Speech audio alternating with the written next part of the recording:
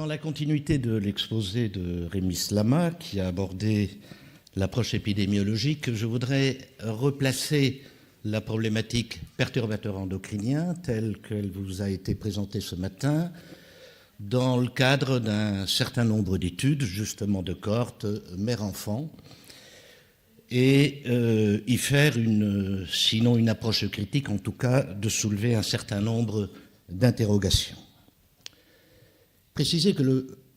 Tout d'abord, je voudrais préciser que la question des propriétés hormonales des substances chimiques de synthèse ne date pas d'hier. Dès 1938, l'effet estrogénique du bisphénol A est connu, celui du DDT dans les années 50, celui du chlordécone dans les années 60, et qu'il y a un corpus de connaissances entre les années 60 et les années 80 extraordinairement important sur les substances chimiques et leurs propriétés hormonales. Cependant, ce dont nous parlons aujourd'hui, c'est l'utilisation du terme perturbateur endocrinien ou perturbation endocrinienne. Et ce terme est apparu sous la forme de concept, et non pas de définition, mais sous la forme de concept en 1991, à la suite d'une réunion d'un certain nombre de scientifiques, essentiellement américains. Lors de cette conférence, il y a eu la rédaction d'un texte qui est accessible, et à sa lecture, on se rend compte que les auteurs de ce concept mettent l'accent particulièrement sur les fenêtres critiques de développement, et en particulier sur la période de la grossesse et du développement précoce, en pensant que justement ces substances dotées de propriétés hormonales peuvent avoir un tel impact qu'elles peuvent conditionner la survenue d'événements de santé, non seulement au cours de cette période précoce de développement intra-utérine, mais également lors de la vie postnatale. Autrement dit, dès l'apparition donc du terme perturbateur endocrinien par ses auteurs en 1991, non pas exclusivement, mais en tout cas, ils portent une attention particulière sur ce développement, et donc la cible principale, c'est la femme enceinte, l'embryon, le fœtus, et d'une façon plus globale, ce qu'on appelle l'unité fœtoplacentaire.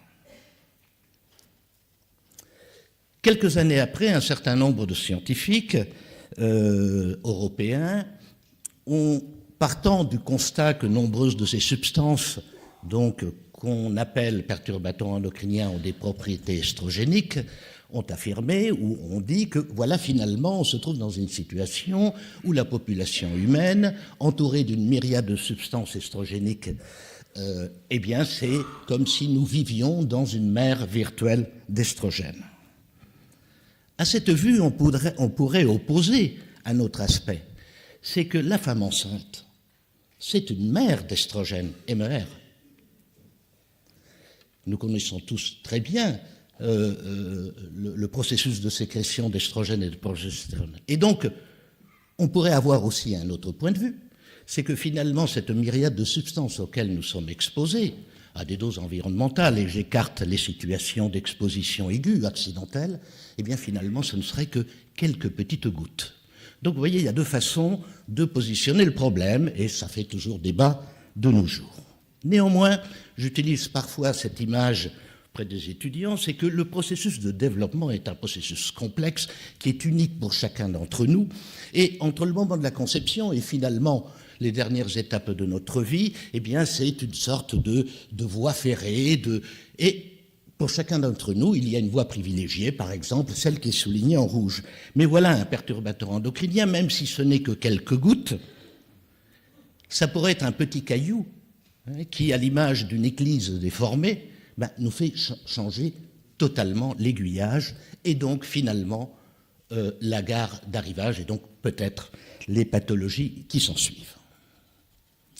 Alors, très rapidement, lorsqu'on veut étudier des événements dans un processus dynamique qui commence dès la conception, la grossesse, le développement, il y a des approches qu'on appelle transversales, où à un moment donné, on regarde ce qui se passe en termes d'exposition, d'événements de santé, ce que j'ai mis comme lettre M.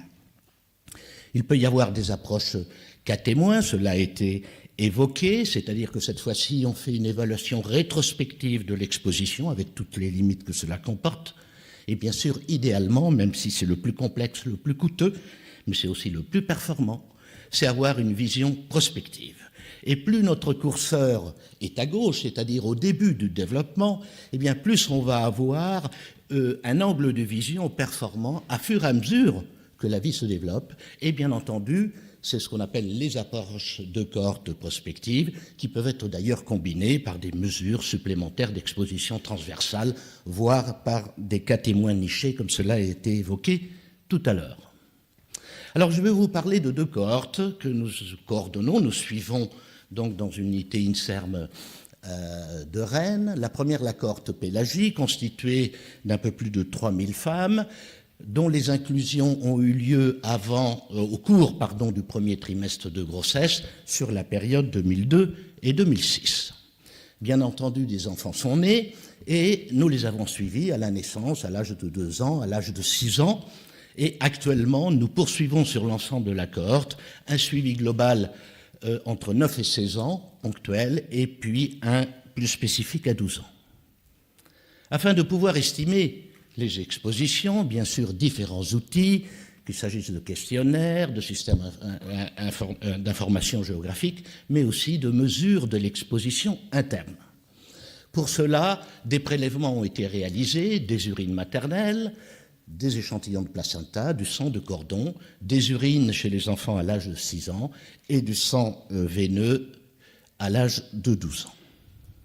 La deuxième cohorte dont je vais vous parler, c'est la cohorte Timoun qui se déroule en Guadeloupe, constituée d'un millier de femmes incluses entre 2004 et 2007, mais cette fois-ci au cours du 3e trimestre de grossesse. Là, ici, un suivi qui va de la naissance jusqu'à un processus de 11 à 13 ans qui a actuellement lieu en cours par différentes étapes. Et puis, vous voyez un ensemble de prélèvements de sang maternel, de cordon, lait maternel, etc. Alors, une cohorte, comme cela a été dit un instant par Rémi Slama, permet effectivement, comme un accélérateur de particules, je veux dire, d'aborder énormément de choses. Et effectivement, on peut étudier des facteurs économiques, sociodémographiques, psychosociaux, génétiques, modes de vie, professionnels, infectieux, physiques et chimiques. Toutes ces problématiques, il faut bien savoir qu'elles rentrent dans le cadre de la problématique des origines développementales des maladies, théorie qui a été mise en place à la fin des années 80 par Becker et qui est l'objet maintenant de nombreux travaux et pour un certain nombre de choses, cette hypothèse et cette théorie en tout cas se confirment. Mais la problématique des perturbateurs endocriniens, qu'est-ce qu'elle vient faire là-dedans? Eh bien, c'est un sous-groupe, puisque si on se focalise sur ce qu'on conceptualise ou qu'on définit de perturbateurs endocriniens, d'abord on va se focaliser, même si ce n'est pas toujours le cas, sur les substances chimiques de synthèse, et l'autre particularité, c'est d'avoir un mode d'action hormonal au sens large du terme, quelle que soit l'interaction, estrogène, transporteur, etc., enfin, récepteur, transporteur, etc. Pour illustrer cette problématique, je ne vais que citer qu'un événement de santé qui a été étudié dans cette cohorte, qui préoccupe actuellement beaucoup, et avec raison, c'est l'impact de ces substances chimiques sur le neurodéveloppement. Et donc, je vais faire également le focus sur un certain nombre de substances qui ont été étudiées au sein de ces cohortes. Dans le cas de la cohorte Pélagie, je vais vous parler des éthers de glycol, des insecticides organophosphorés, les insecticides qui ont dans ce cas-là, comme toxicité de première intention, l'inhibition de l'acétylcholinestérase, les insecticides de type pyréthrinoïde, et dans le cas donc de la cohorte Timoun en Guadeloupe, d'un polluant persistant qui contamine l'ensemble de la population de nos jours et qui est le chlordécone. Alors, nous avons estimé dans ces deux cohortes l'impact de ces différents polluants sur le neurodéveloppement à l'aide d'un ensemble de tests sur le plan cognitif et moteur, classiquement admis dans la littérature et qui sont cités en dessous. Alors, Simple rappel, mais cela a déjà été évoqué, gardons bien à l'esprit que l'épidémiologie ne permet pas de mettre en évidence ou d'infirmer un mode et ou un mécanisme d'action, que les observations, par contre, qu'on obtient peuvent être confrontées aux données toxicologiques existantes et à ce qui est connu en termes de physiopathologie de l'événement de santé étudié, c'est-à-dire la plausibilité biologique des associations. Alors prenons le premier cas d'exposition prénatale aux solvants éthers de glycol et le neurodéveloppement à l'âge de 16 ans. Nous avons utilisé comme mesure d'exposition 5 métabolites différents et nous avons observé pour 2 d'entre eux, le premier, le PHAA, qui est le métabolite d'un éther de glycol extrêmement fréquent dans les produits cosmétiques, qui avait une association à un moins bon score d'un test estimant la compréhension verbale, et que pour un autre métabolite, eh bien, il y avait une association avec un moins bon score d'un autre test neurodéveloppemental, dans ce cas-là, les fonctions visospatiales. Alors, éther de glycol ou pas éther de glycol? Pardon, perturbateurs endocriniens ou pas? Eh bien, tout d'abord, les éthers de glycol sont très souvent rapportés comme des perturbateurs endocriniens. Il suffit que vous alliez sur Internet, que vous consultiez les grands sites américains en particulier, d'associations ou autres sur les perturbateurs endocriniens, et les éthers de glycol vont apparaître en première ligne, avec bien d'autres, mais comme ces substances. Pour autant, il n'existe aucune donnée soutenant une propriété hormonale quelconque pour les éthers de glycol impliqués dans les observations décrites ici.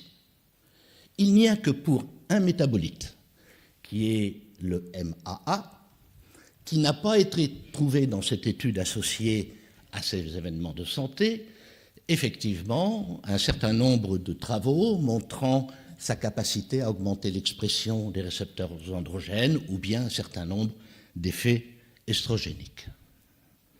Prenons un deuxième cas, l'exposition pré- et postnatale aux insecticides organophosphorés et le neurodéveloppement à 6 ans.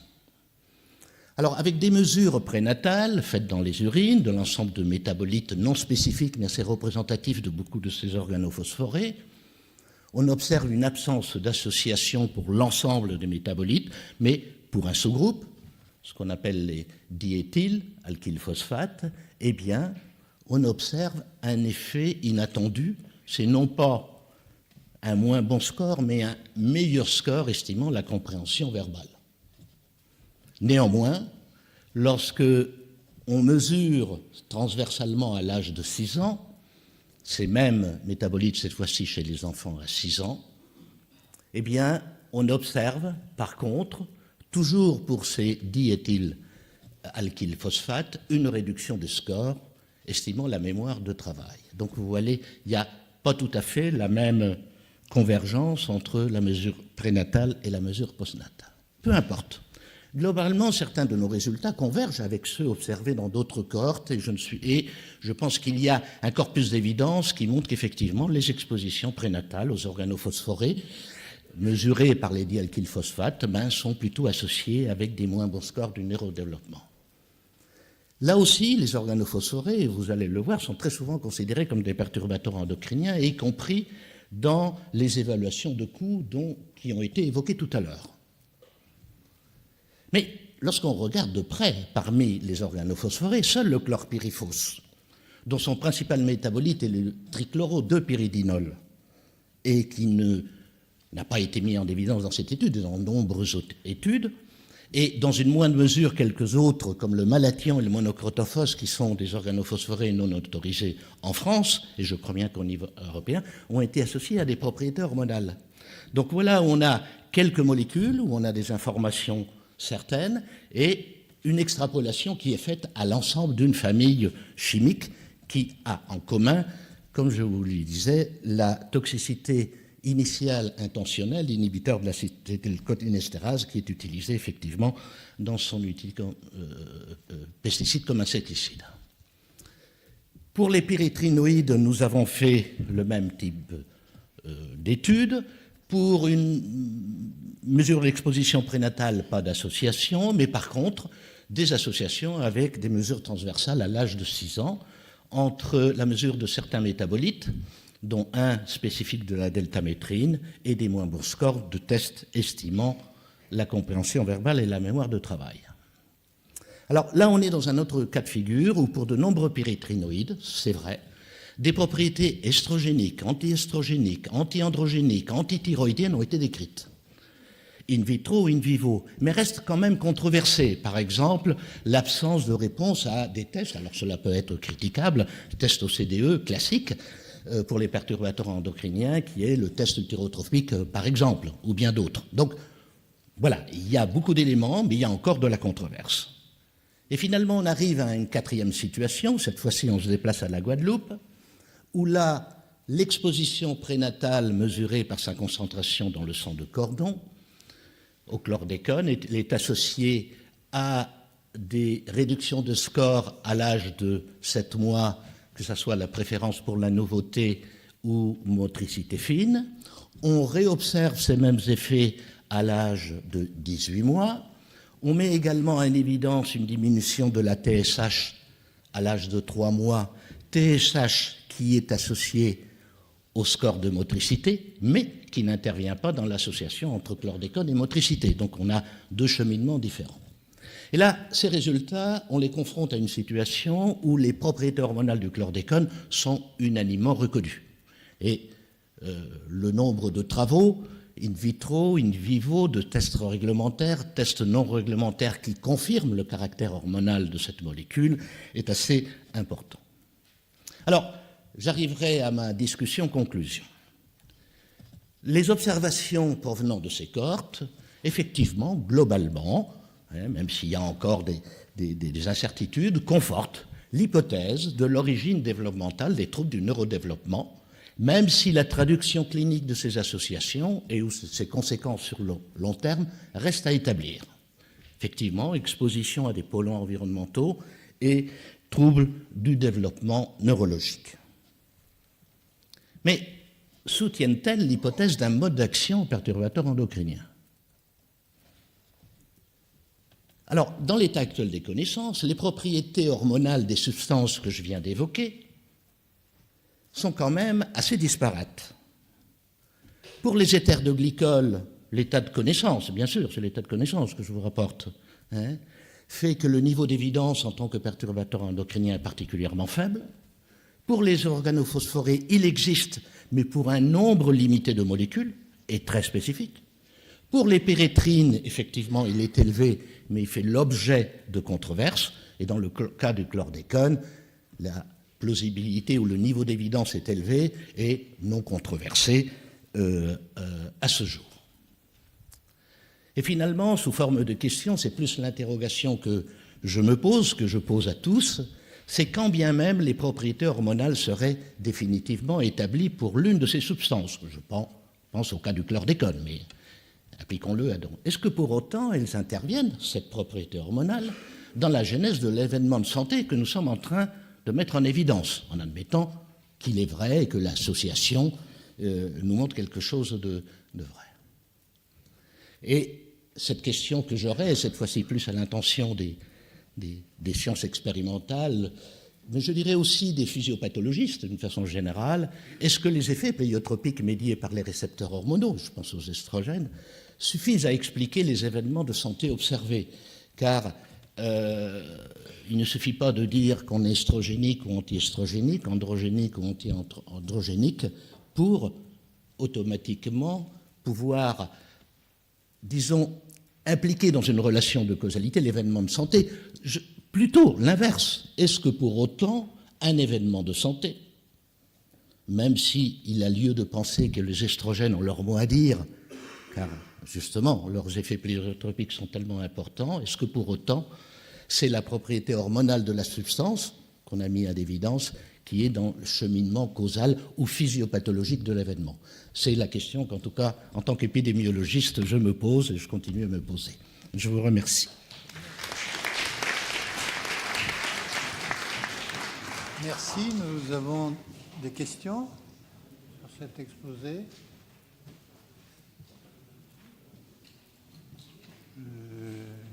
Oui. Est-ce que c'est si important que ça? Tu as, par exemple, les organophosphorés te modifie la quantité d'acétylcholine, neurotransmetteur, est-ce qu'il est vraiment nécessaire d'aller chercher un effet hormonal pour expliquer des effets neurologiques? Et est-ce qu'il ne faut pas un peu élargir et ne pas être obsédé par le côté hormonal et élargir un tout petit peu la... Alors, ce qui m'a beaucoup plu de ton exposé et qui va tout à fait dans l'idée que je me fais, c'est que la problématique n'est pas celle des perturbateurs endocriniens telle qu'elle est quelque part quand même présentée, où c'est la méchante hormone et le méchant estrogène qui est en train de bousiller tout. Dans le mot perturbateur endocrinien, il y a deux choses. Il y a endocrinien, ô combien fort complexe, et dont on ignore beaucoup de choses. Et puis le mot perturbateur, qui, excusez-moi, mais ne veut dire absolument rien. Un perturbateur hépatique, peut-être à midi, vous allez avoir une perturbation hépatique.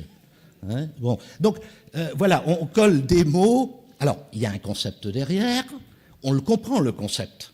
Hein, et bien sûr, on s'intéresse, parce que c'est une réalité. Il y a des substances qui ont des propriétés hormonales estrogéniques, c'est clair. Thyroïdiennes, c'est clair. Anti-androgènes, c'est clair.